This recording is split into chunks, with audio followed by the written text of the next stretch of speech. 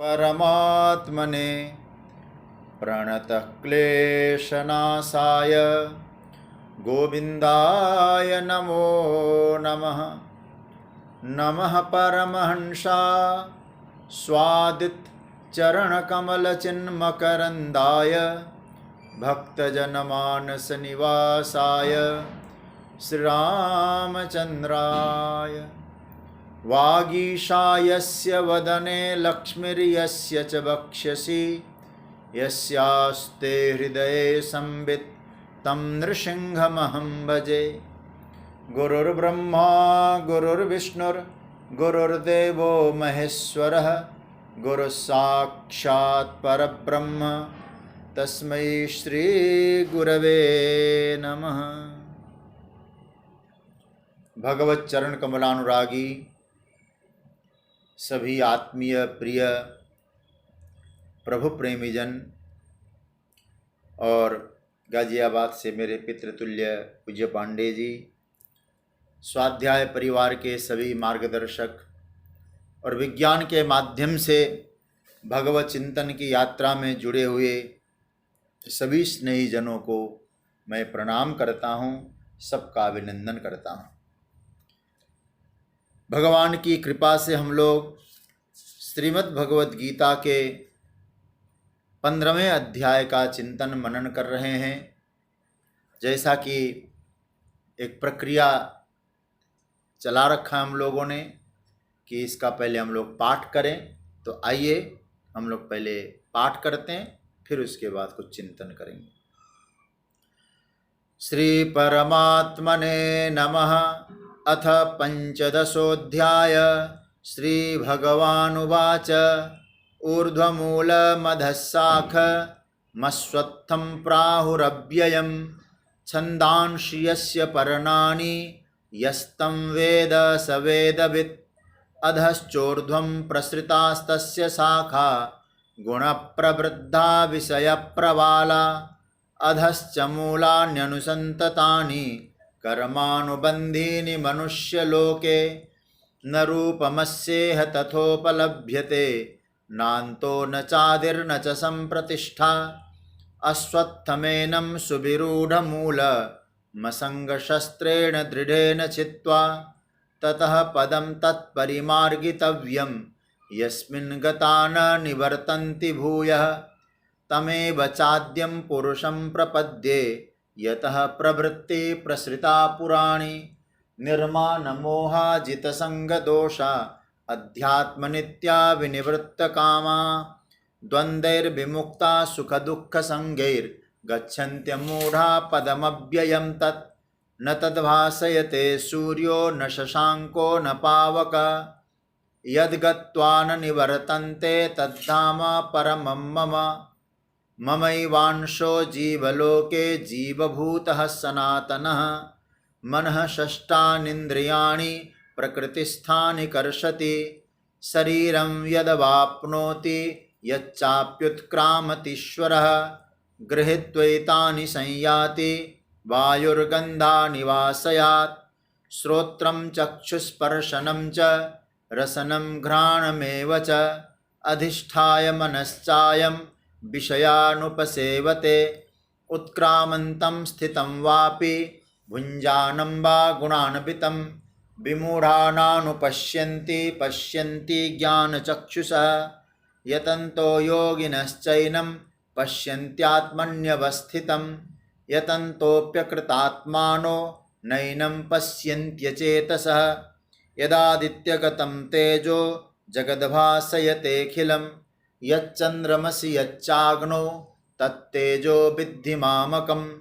गामाविश्य च भूतानि धारयाम्याहमोजसा। पुष्णामि चौषधी सर्वा सोमो भूत्वा रसात्मकः।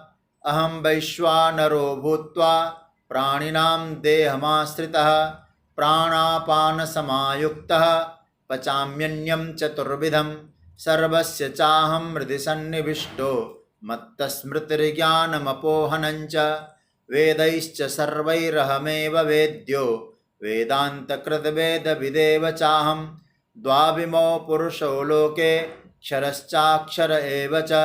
क्षरः सर्वाणि भूतानि कूटस्थोऽक्षर उच्यते उत्तमः पुरुषस्त्वन्य परमात्मेत्युदाहृत यो लोकत्रयमाविश्य बिभर्त्यव्यय ईश्वर यस्माक्षरमतीतोह मक्षरादपि चोत्तम अतोऽस्मि लोके वेदे च प्रथितः पुरुषोत्तम यो मामेवम सम्मूढो जानाति पुरुषोत्तमं स सर्वविद् भजति मां सर्वभावेन भारत इति गुह्यतमं शास्त्रमिदमुक्तं मया नघ एतद्बुद्ध्वा बुद्धिमान् स्यात् कृतकृत्यश्च भारत। ओम तत्सदिति श्रीमद्भगवद्गीतासूपनिषत्सु ब्रह्म विद्यायां योगशास्त्रे श्रीकृष्णार्जुन संवादे पुरुषोत्तम योगो नाम पंचदशोऽध्यायः। श्रीकृष्णार्पणमस्तु। हम लोग भगवान की कृपा से अभी 15वें अध्याय का एक तरह से उपसंहार की ओर तरफ जा रहे हैं। कल एक चर्चा आई थी कि भगवान अपना नाम पुरुषोत्तम कहते हैं कि हे अर्जुन, मैं पुरुषोत्तम नाम से प्रसिद्ध हूं। क्यों है इसका अर्थ तो मैंने कल बताया था आपको।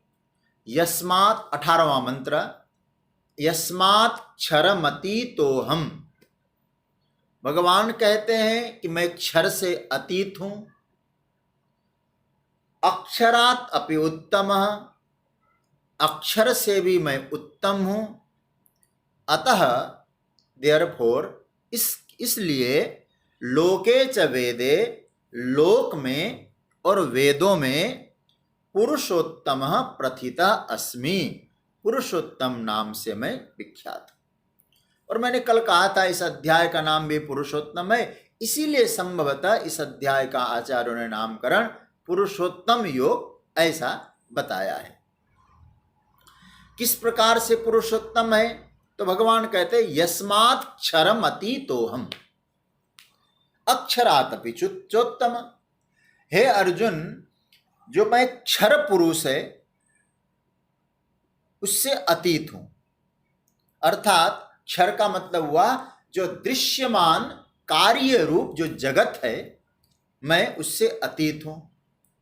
केवल इतना बोले नहीं, अक्षरात् अपि उत्तमः, अक्षर पुरुष से भी उत्तम हूं, श्रेष्ठ हूं, क्योंकि उस अक्षर का भी मैं अधिष्ठान हूं, माया का भी अधिष्ठान हूं, मायापति हूं। इसलिए अतः इसलिए अक्षर से भी उत्तम, मायापति होने के कारण। इस प्रकार से भगवान क्षर से भी और भगवान अक्षर से भी उत्तम हैं। तो भगवान कहते इसलिए, अतः इस कारण से लोके, लोक व्यवहार में और वेदे, वेद शास्त्र में पुरुषोत्तम प्रथितः, मैं पुरुषोत्तम नाम से प्रथित हूं, मतलब प्रसिद्ध हूं, मुझे पुरुषोत्तम कहा जाता है, ये भगवान कहते हैं। भगवान अपना परिचय, अपना नाम पुरुषोत्तम के रूप में दे रहे हैं। अच्छा, पुरुषोत्तम किसको कहते हैं? आज मैंने कल कहा था आपसे पुरुषोत्तम योग है, तो आज केवल मैं पुरुषोत्तम शब्द पर ही आपका ध्यान चाहूंगा। पुरुषोत्तम किसको कहा गया? एक सामान्य लक्षण जो हमारे शास्त्रों ने बताया, जिसकी सब प्रशंसा करें, स्तुति करें, वह सभी पुरुषों में उत्तम है, तो पुरुषोत्तम वो कहा जाता है। देखिए, यहां 2-3 बातें समझना। एक श्लोक आता है, बहुत प्यारा मंत्र है। पुरुषोत्तम क्यों कहा गया है? श्लोक कहां का है मुझे नहीं मालूम, लेकिन यहां संबोधन में पार्थ संबोधन आया है।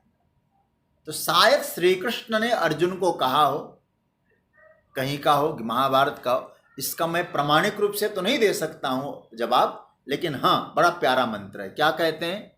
पुरुषोत्तम की परिभाषा एक श्लोक के आधार पर, साधवो यम प्रशंसन्ति पंडिताः राजानो यम प्रशंसन्ति स पार्थ पुरुषोत्तम। देखो क्या बढ़िया मंत्र है। कहते हैं पुरुषोत्तम किसको कहा गया? बोले साधुजन जिसकी प्रशंसा करे, सज्जन लोग, साधु लोग जिसकी बड़ाई करे, स्तुति करे, विद्वान लोग जिनकी प्रशंसा करे, राजा लोग, राजनीतिज्ञ के लोग जिनकी स्तुति करे, प्रशंसा करे, उसे कहा जाता है पुरुषोत्तम। एक प्रमाण है भाई शास्त्र का। अब कहते हैं जैसे भगवान श्री कृष्णचंद्र, आप उनके विषय में आप सोचिए, अथवा भगवान श्री रामचंद्र, जब भगवान परमात्मा अवतार लेके आते हैं तो वेदव्यास जी सरीखे महापुरुष क्या कहते हैं? वंदे महापुरुषते चरणारविंदम। मैं भगवान के चरण कमल, महापुरुष के चरण कमल की वंदना करता हूं। कहते भगवान को महापुरुष रूप में कौन कह रहा है? वेदव्यास जी। साधुजन कहते हैं। भीष्म, द्रोण आदि जो राजनीति के बड़े अच्छे ज्ञाता हैं, राजनीतिज्ञ है, वे भगवान को नीति निपुण कह के प्रशंसा करते हैं। तो भगवान को राजनीति का भी उतना ही डीप नॉलेज है, अच्छा नॉलेज है। किस प्रकार से काम को सहज रूप से पूरा करना है। बाकी लोग तो केवल प्रोग्राम योजना बना के ही रह जाते हैं, प्लान करते रहते, होता कुछ नहीं है। तो राजा लोग प्रशंसा, राजनीतिज्ञ लोग प्रशंसा कर रहे हैं, और बड़े बड़े विद्वान लोग भगवान की प्रशंसा करते हैं। विद्वान लोग मतलब जैसे उद्धव को क्या कहा गया है भागवत में? विशिष्यो बृहस्पते साक्षात उद्धवो बुद्धि सत्तम। और बृहस्पति जी के शिष्य है, परम बुद्धिमान है, ये कहा गया है। देखिए ऐसे बुद्धिमान उद्धव जी, विद्वान, वो कहाँ रहते हैं? भगवान के शिष्य के रूप में, शिष्यत्व के रूप में, सेवक के रूप में उद्धव जी निवास करते हैं। तो विद्वानों के द्वारा प्रशंसित है, कवियों के द्वारा प्रशंसित है, राजाओं के द्वारा प्रशंसित है। रामचरितमानस में तो कहा था, कहते हैं औरों की बात छोड़ दो, बैरी हूं राम बड़ाई करई। राम जी की प्रशंसा तो उनके दुश्मन भी करते हैं जी। खरदूषण क्या कहते? बध लायक नहीं पुरुष अनुपा, ये मारने लायक नहीं है। इस प्रकार से भगवान श्री कृष्ण, भगवान श्री राम पुरुषोत्तम है। बस अंतर यह है, एक मर्यादा पुरुषोत्तम है, एक पुष्टि पुरुषोत्तम है। राम जी मर्यादा के रूप में पुरुषोत्तम है, श्री कृष्ण पुष्टि के रूप में पुरुषोत्तम है। देखो भाई, इसलिए भगवान श्री कृष्ण चंद्र भगवान क्या कहते हैं? अर्जुन मैं पुरुषोत्तम हूं। अच्छा भाई, इन्हें तो आप भगवान श्री कृष्ण के भक्त लोग क्या कहते हैं ठाकुर जी को, श्री कृष्ण को? बोले पुरुषोत्तम ही नहीं है, ये तो पूर्ण पुरुषोत्तम है। को बड़ा छोटा कहता अपराधु, मैं तो ऐसा नहीं कहूंगा है, कौन छोटा है कौन बड़ा है। लेकिन भगवान श्री कृष्ण के भक्त कहते हैं ये तो पूर्ण पुरुषोत्तम है। पुरुषोत्तम कहने से शायद संतोष नहीं हुआ होगा, तो पूर्ण भी जोड़ दिया विशेषण, पूर्ण पुरुषोत्तम। अच्छा, पूर्ण पुरुषोत्तम कौन होता है?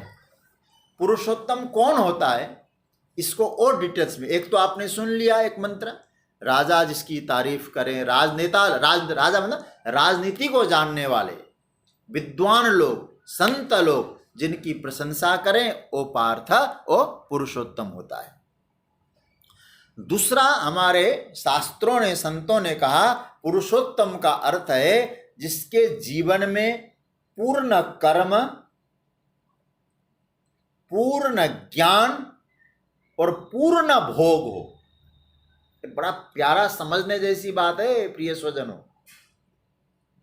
पूर्ण कर्म, पूर्ण ज्ञान और पूर्ण भोग जिनके जीवन में है वो पुरुषोत्तम होता है, अपुरुषोत्तम कहलाता है।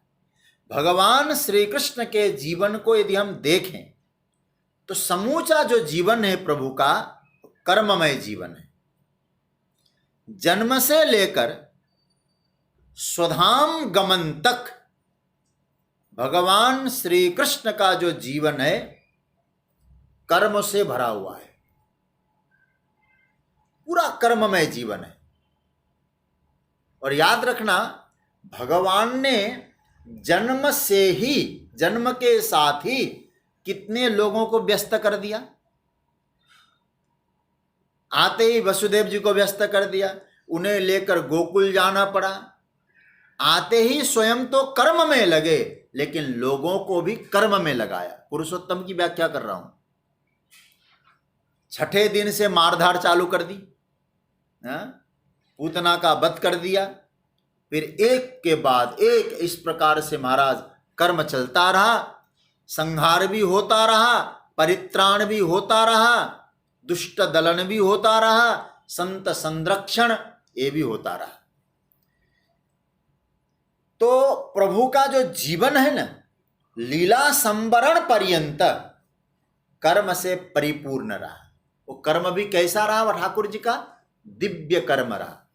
आप लोग इसको पढ़ चुके हैं गीता में, चौथे अध्याय में भगवान ने कहा मेरा कर्म दिव्य है और इस दिव्य कर्म को जो जानता है वो भी मुक्त हो जाता है। और याद होगा शायद श्लोक आप लोगों को, 9वां मंत्र चौथे अध्याय का, जन्म कर्म च मे दिव्यम एवं यो वेत्ति तत्त्वतः त्यक्त्वा देहम पुनर्जन्म नैति मामेति सोऽर्जुन। तो इसका अर्थ क्या बना? इसका अर्थ बना भगवान का जो कर्म है वो दिव्य है। तो मैंने क्या चीज बताया था? कर्म, ज्ञान और भोग, ये तीन पूर्ण रूपेण भगवान के पास है। दूसरा दिव्य कर्म जो बताया गया उसका क्या अभिप्राय है भाई? देखिए, भगवान ने सब कुछ किया है। अब बहुत लंबी व्याख्या नहीं करूंगा मैं, केवल इतना कहूंगा सब कुछ करते हुए जो आए हुए कर्तव्य को किया, लेकिन किसी कर्म में ठाकुर जी लिप्त नहीं हुए। अपने स्वरूप के बोध के कारण समूचे कर्म में रहते हुए भी कर्तापन के अभिमान से, कर्म फल के लेप से भगवान सदा मुक्त रहे। वही कन्हैया कह सकते हैं, न कर्तृत्वम न कर्माणि लोकस्य सृजति प्रभु। परमात्मा में न कर्तृत्व है न भोक्तृत्व है, कर्म लेपायमान नहीं होता ठाकुर जी में। लेकिन याद रखना, लेपायमान भी नहीं है लेकिन कर्म पूर्ण रूपेण है। समझ रहे हैं ना? तो पहला पूर्ण कर्म हो, दूसरा पूर्ण ज्ञान हो। पुरुषोत्तम की व्याख्या है पूर्ण ज्ञान। देखिए, भगवान में स्वरूप बोध तो है ही नित्य रूप से, और ईश्वर रूप से भगवान सर्वज्ञ है, वह भी पूर्ण रूपेण सर्वज्ञ है। सब कुछ जानते हैं, जीवों की गति को जानते हैं, उत्पत्ति को जानते हैं, विनाश को जानते हैं, भूत भविष्य वर्तमान को जानते हैं, प्रत्येक जीव को जानते हैं। और मैं कहूं, हमारा जो ज्ञान है ना, अनुकूलता में ही प्रकट होता है, प्रतिकूलता में तो हमारा ज्ञान भी हवा होने लगता है। लेकिन कृष्णचंद्र का ज्ञान कैसा है? रण मैदान में कब कौन मर जाए, सब लोग युद्ध में तत्पर हो रहे हैं। एक शब्द यदि आ जाए तो युद्ध चालू हो जाए, धनुष पर बाण ताने सब बैठे हैं। यदि आक्रमण कोई शब्द बोले, युद्ध प्रारंभ हो जाए। और ऐसी विषम परिस्थिति में मेरे ठाकुर जी मुस्कुराते हुए, एक हाथ में घोड़े का चाबुक और एक हाथ में लगाम लेते हुए ठाकुर जी गीता का ज्ञान देते हैं। प्रतिकूल परिस्थिति में भी अपने ज्ञान को ज्यों का त्यों प्रस्तुत कर सके, उसी में पूर्ण ज्ञान। इसलिए भगवान कौन है? पूर्ण कर्म है भगवान में। परम कर्म योगी है कन्हैया, परम ज्ञान योगी है कन्हैया। पूर्ण ज्ञान है, पूर्ण कर्म है। तीसरा पूर्ण भोग है। देखो, पुरुषोत्तम बनना है ना, पूर्ण, तीनों पूर्ण चाहिए। अब जरा सोचिएगा, भोग भी पूर्ण मात्रा में है। कर्म ज्ञान भोग मतलब सुख समझ लो। भोग का अर्थ है सुख। भगवान के पास कितनी समृद्धि भाई।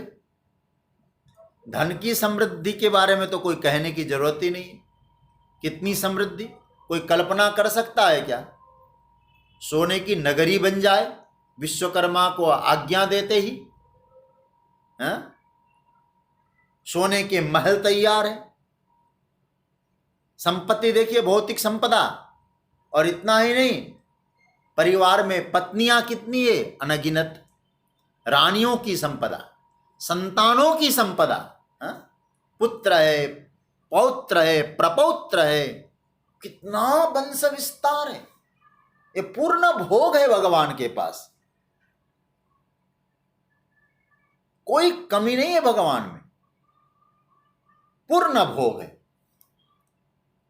और तो पूर्ण कर्म, पूर्ण ज्ञान, पूर्ण भोग। किंतु याद रखना, इसका दूसरा पक्ष भी देखिएगा। ज्ञान के बारे में, कर्म के बारे में, भोग के बारे में भी देखिए जरा। सब कुछ है, आसक्ति नहीं है। पूर्ण अलिप्तता यदि कहीं देखना हो, भगवान कृष्ण में देखिए। अतः लीला संवरण से पहले भगवान कहते आनंद लिया, सब खत्म भी कर दो। फैलाया है जी, खूब फैलाया परमात्मा ने, समेटा भी है। इन कथाओं से थोड़ा शिक्षा लेनी चाहिए हम सबको भी। हम फैलाते जाते हैं, फैलाना आता है हमको। मेरे पास इतना है, इतना बनाओ, इतना बनाओ, इतना बनाओ। लेकिन क्या वो कला है हमारे पास जो समेट भी सकते हैं? भगवान ने आज कहा तुम कर भोग भोगो, लेकिन जैसे भोगते हो वैसे समेटो भी। जैसे आप सोचिएगा, मैथमेटिक्स में एक सवाल होता है, कोई सा भी सवाल, उसको फैलाना पड़ता है। प्लस माइनस करते करते करते करते करते करते अंत में समेटना पड़ता है कि नहीं पड़ता है? एक छोटा सा उत्तर देंगे तो समेट लिया आपने, और इसका रिजल्ट क्या निकलेगा? तुम पास। और समेटना नहीं आया, फैलाता गया फैलाता गया फैलाता गया, तो फिर क्या हुआ? अनुत्तीर्ण हो गया हो।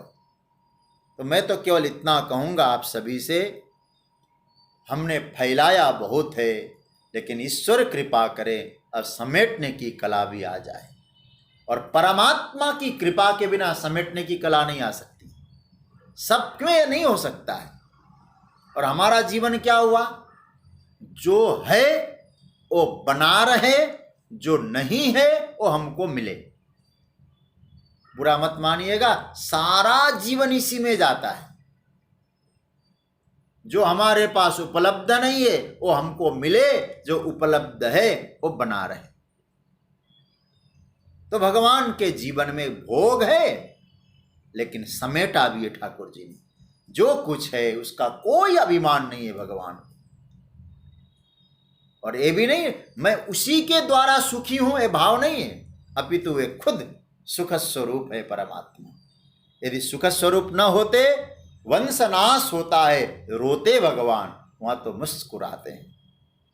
तो भोग होने पर भी न भोक्तृत्व का अभिमान है, न भोग का लेप है। ऐसे पूर्णतम भोग, पूर्णतम कर्म, पूर्णतम ज्ञान, वही पूर्ण पुरुषोत्तम है। अब थोड़ा सा एक आपको बात बता दूं, देखो, परमात्मा का यह पूर्ण पुरुषोत्तम जो स्वरूप है, वो उनके कर्म ज्ञान भोग में भी प्रकट होता है। कैसे प्रकट होता है, इस बात को आप लोग नोट कर लीजिएगा, आपको बहुत काम आने वाली चीज है। देखो, कर्म की दृष्टि से भगवान ने सत की अभिव्यक्ति कर दी। सत की अभिव्यक्ति कैसे की ठाकुर जी ने? सारे कर्म सत में विवर्त है, ये वेदांत का सूत्र है। तो भगवान ने क्या किया?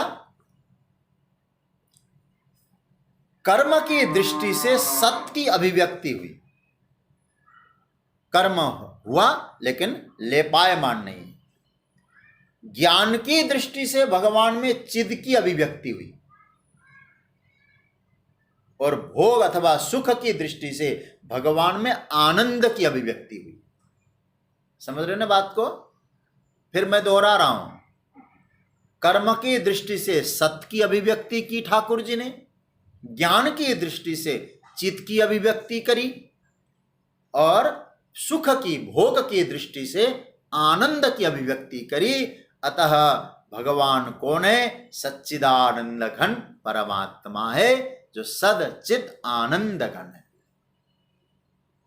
भगवान पूर्ण रूपेण ये सच्चिदानंद जो स्वरूप है परमात्मा का, ये प्रकट है परमात्मा में, भगवान में। ऐसे भगवान कहते हैं लोके वेदे च पुरुषोत्तम प्रथित। लोक में और वेद में मैं पुरुषोत्तम नाम से प्रसिद्ध हूं। अच्छा, दूसरी बात ये भी अर्थ मत लगा लेना कि ऐसा भी नहीं अर्थ लगा लेना लोक और वेद में कहते हैं इसलिए मैं पुरुषोत्तम, ऐसा अर्थ नहीं है। लोगों ने कह दिया और वेद ने कह दिया इसलिए पुरुषोत्तम हूं, ये भी नहीं है। किंतु वह है ही पुरुषोत्तम, मतलब उसी रूप के कारण, भगवान में पुरुषोत्तम रूप होने के कारण लोक और वेद ने पुरुषोत्तम कहा है। ठीक है, ऐसा अर्थ लगाना। इसका अर्थ हम लोग क्या कहते हैं? भगवान का पुरुषोत्तम जो नाम है वो कैसा नाम है? अन्वार्थ नाम है। अन्वार्थ संस्कृत का शब्द है, अन्वार्थ नाम। अन्वार्थ नाम का मतलब होता है जैसा नाम हुआ वैसी प्रसिद्धि मिली वैसे गुण हो गए, उसको कहते अन्वार्थ नाम। तो भगवान कहते वेद ने कह दिया और लोगों ने लोक में कहा इसलिए मैं पुरुषोत्तम बनाऊं, ए अर्थ मत लगाइएगा प्लीज। भगवान में पुरुषोत्तम के गुण है इसलिए वेद ने कहा और लोक ने कहा। अन्वार्थ नामा मतलब जैसा नाम वैसा गुण। लोक व्यवहार में ऐसा होता नहीं है, हा? कैसे? अब नाम है, क्या कहते, इसका नाम है निपुण, निपुण नाम है, लेकिन निपुणता नाम की कोई चीज नहीं। 10-15 बार समझाओ फिर भी याद नहीं कर पाता, तो निपुणता कहां चली गई हो? और किसी का नाम है अशोक, दिन भर डिप्रेशन में बैठा रहता है, अशोक, जिसमें शोक नहीं होना चाहिए वही शोकमग्न है। अन्वार्थ नामा का अर्थ होता है जैसा नाम उसी प्रकार के उसमें गुण है। तो भगवान का जो पुरुषोत्तम जो नाम है ये अन्वार्थ नाम है, ये सद्गुण उनमें है इसलिए।